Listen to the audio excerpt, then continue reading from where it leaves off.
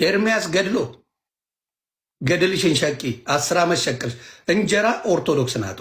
ማን ነው እንጀራ? ትዝታው እንጀራ ኦርቶዶክስ ናት። በደንብ እንጀራን የምትበላው በኦርቶዶክስ ነው። ዩቲዩብ በወንጌል አይደለም።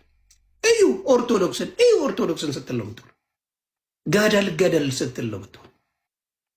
ምንም ወንጌል አትሰብኩ። ያስገባሉ ከኦርቶዶክስን። አዳምጠኝ፣ እኩል አታውራ ከኔ ጋር አወርዳሃለሁ፣ ሚውት አረጋለሁ። አዳምጠኝ፣ እኔ ነው የማውቀው። ኖ ይሄ ለክርስትና ምንም ጥቅም የለው።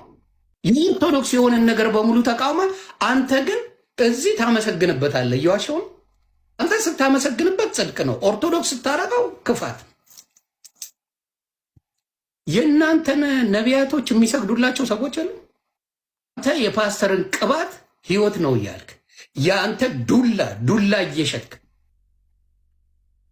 እየሸጥክ ኦርቶዶክስን ብቻ በመናገር ህይወትን የመራ 10 ዓመት ሙሉ ወንጌል ሳይሆን ኦርቶዶክስን መቀጥቀጥ ብቻ ወንጌል የመሰለ ክርስትና አይደለም። ስለ ክርስቶስ መቼ ተነግሮ አለቀና?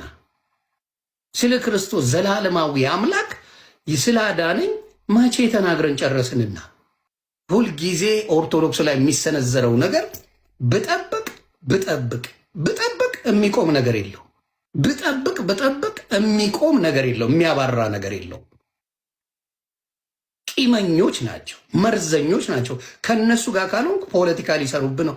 ነገርኩ። ስለ ኦርቶዶክስ ተናገርኩትን ጥግ ድረስ ፖስተው ብየዋለው እያልኩ ነው።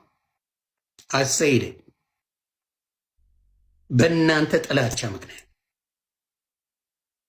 በውስጥ ብዙ ዘማሪያና ፓስተሮች ጌታ ኢየሱስ ምስክር ዮኒ ልክ ነው የተናገርከው።